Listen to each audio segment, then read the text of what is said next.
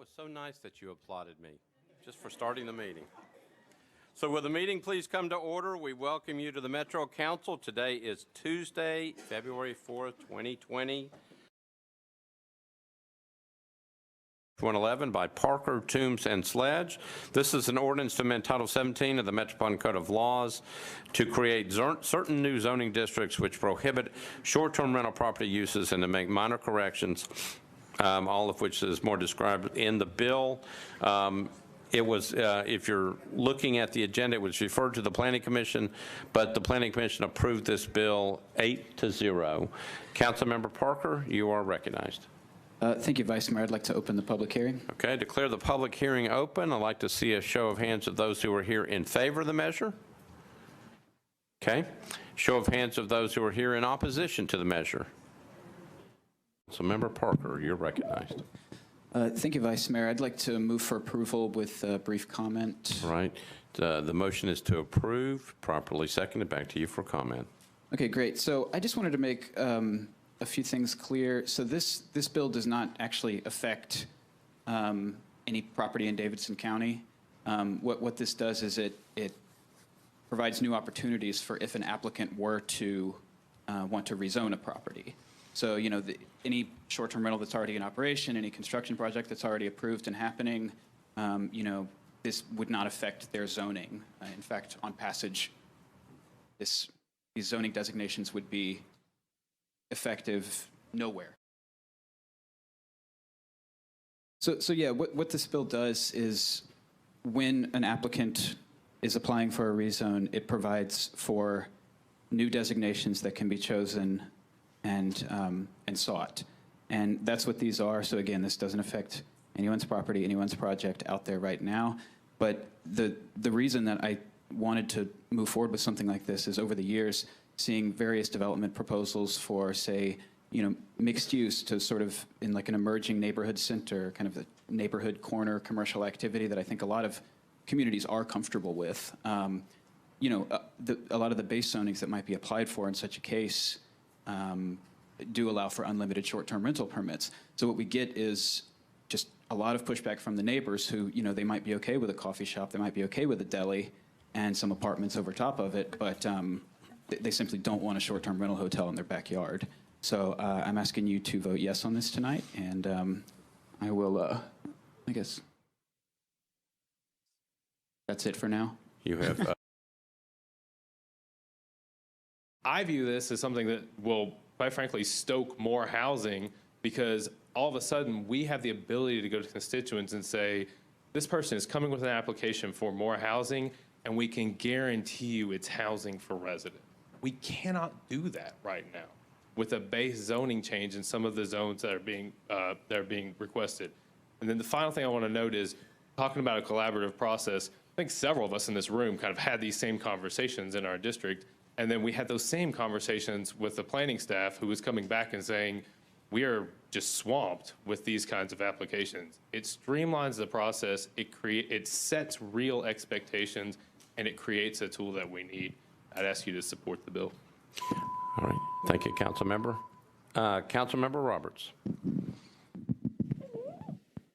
So although I believe that this will dramatically negatively impact us if we misuse this, and it has the potential to set up a dangerous precedent for council members who at the end of the day are really just glorified zoners, I still have to recuse myself. All right. Be marked as, you will be marked as recusing yourself on this bill. All right. Councilmember Glover, you're recognized. Thank you, Vice Mayor. Okay, so I probably didn't understand something correctly, that this doesn't affect property owners in Davidson County. I don't think I quite understood what exactly was being said. I've gotten a lot of, you know, calls of people asking, you know, can we talk about this a little bit further? Frankly, I don't understand it and exactly what the perhaps unintentional consequences may be with this. So I'll either vote no tonight for it, or I would ask if the sponsor would consider deferring one meeting where I can get a little bit better feel and understand it, because I'm hearing two very different stories as to how this works. And I mean, I'm not going to ask in my defense, but I'll tell you, I've not reached out to Mr. Cooper on it because this all just kind of heated up over the last day, and that's where I am. Not to try and delay it. I get the fact of what everybody's trying to accomplish. I just don't have a clear understanding, and if I don't have that clear understanding, then I'm going to go with a no. If we defer it, that leaves room for me to make sure I understand it. So that's my request. But I'm not going to make the move. If the sponsor would like to do that, that's fine, or I'll vote no. Thank you. Thank you, Councilmember. Councilmember Johnston. I also need to abstain from this vote, but I would support a deferral so that everyone can understand exactly what the bill does and what any intended, unintended consequences are. It's just for education purposes so that everyone is on the same page. All right. Thank you, Madam Clerk. Councilmember Johnston has to recuse herself. Councilmember Withers, you're recognized. Thank you so much, Mr. Vice Mayor. For council members who are new to the body, welcome.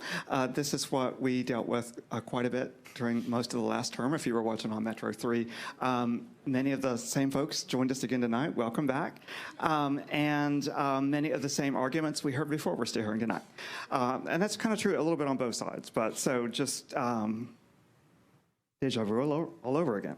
One of the things that I said last time during a committee meeting, I want to reiterate here. There is an argument that we hear from STR folks that short-term rentals are the primary source of Barnes Fund affordable housing, and I think the council members who did that originally made a really wise choice to use it as a dedicated funding stream for our Barnes Fund for affordable housing. Nevertheless, what I said during the last time, one of the last times we had one of these bills was that we are not going to Airbnb our way out of our affordable housing challenge. And I just want to put that out there.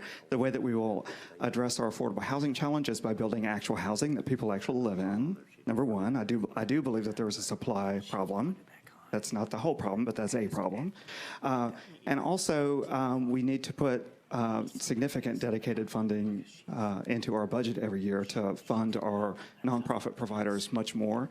We need capital spending dollars from Metro government to go into affordable housing. That is how we will tackle our affordable housing challenges in the city, not by Airbnb-ing everything out in an unlimited fashion. Similarly, as Mr. Parker has stated, this will have zero impact on the budget. This is enabling legislation. This does not downzone anyone's property. This simply means that we can have more housing, which would generate more property taxes, which would contribute positively to our budget without having the arguments that we get against density in the first place. This will allow more of our neighbors to feel more comfortable with density so that we can get the density that we need that will also support our budget through those development taxes and will hopefully put families with children in our schools. Legal opinions about zoning bills. If I'm not mistaken, we receive a legal opinion about zoning bills in the form of our Metro Council analysis document. And for zoning bills, Metro Council members can reach out to our council attorney to get a legal opinion about a zoning bill. And occasionally we have to do a little bit more. For the question that Mr. Sledge spoke to earlier in the day, that was about we don't know what necessarily our recourse is if the mayor refuses to enact legislation that we passed by a veto-proof majority. We don't necessarily have a legal opinion on that. But for zoning bills, we do have a Metro Council analysis that comes from the council attorney. So I am supportive of this. The custom is to pass bills on second. If you want to defer on third reading or have amendments on third, that's the way to do it. Please support this tonight. I would vigorously oppose a deferral motion tonight. Thank you. Councilmember Henderson. Thank you, Vice Mayor. I rise in support of this bill. I concur with what Councilman Sledge and Withers and Toombs have shared, and I won't belabor it. But for those of us who served in this body over the last 4 years and really spent a lot of time listening, talking, stakeholders, multiple pieces of legislation, I really do appreciate Councilman Parker bringing this bill, kind of bringing a new perspective to it. I think it's an important tool.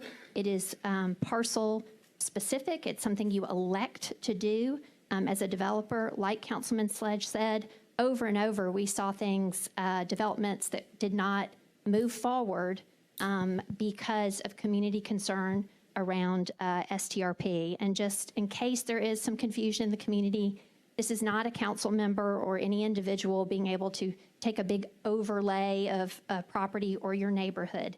This is specific to a parcel. It is elective. It is by the owner developer. And with that, I would also remind colleagues, this is Title 17 legislation. It is amendable on third, and as such, there is no need for a deferral. So I would oppose that motion. Thank you. Thank you.